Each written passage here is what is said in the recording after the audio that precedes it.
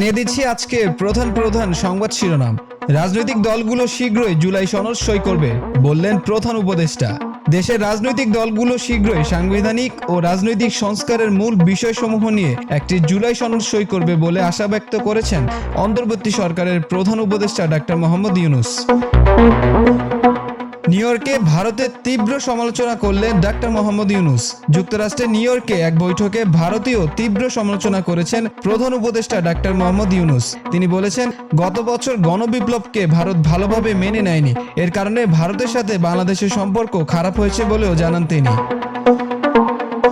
NBR এ বড় রদবদল, রাজস্ব আহরণের নতুন কৌশল। জাতীয় রাজস্ব বোর্ড এনবিআর কাস্টমস প্রশাসনে একসঙ্গে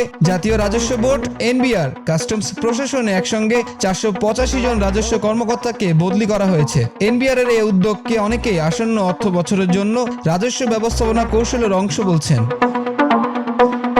মার্কিন কোম্পানিকে বাংলাদেশে আরো বিনিয়োগের আহ্বান প্রধান উপদেষ্টা এক অনুষ্ঠানে মেটলাইফ, শেভরন এবং এক্সেলেটর সহ শীর্ষ কোম্পানিগুলোকে বাংলাদেশে নতুন বিনিয়োগের সুযোগ কাজে লাগানোর আহ্বান জানান। গাজায় যুদ্ধবিরতির নতুন পরিকল্পনা উপস্থাপন করলেন ট্রাম্প। ফিলিস্তিনের গাজা উপত্যকায় যুদ্ধবিরতি সংক্রান্ত নতুন একটি পরিকল্পনা উপস্থাপন করেছেন যুক্তরাষ্ট্রের প্রেসিডেন্ট ডোনাল্ড ট্রাম্প। মঙ্গলবার নিউ ইয়র্কে আরব ও মুসলিম নেতাদের সঙ্গে বৈঠকে 21টি পয়েন্ট সম্মিলিত সেই পরিকল্পনাটি উপস্থাপন করা হয়েছে। ইলন মাস্কের ছাঁটাই করা কর্মী পুনঃবহালের সিদ্ধান্ত নিলেন ট্রাম্প প্রশাসন। আমেরিকার general services administration GSA Elon মাস্কের খরচ কমানোর অভিযানে চাকরি হারানো শত শত ফেডারেল কর্মীকে আবারও কাজে ফিরতে আহ্বান করেছে। কর্মীরা এই সপ্তাহের মধ্যে সিদ্ধান্ত জানালে 6 অক্টোবর থেকে ফের দায়িত্ব ফিরে পেতে পারেন।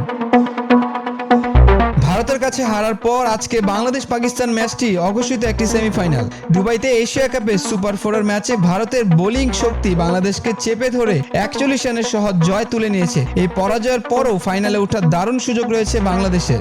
সাথে থাকার জন্য ধন্যবাদ।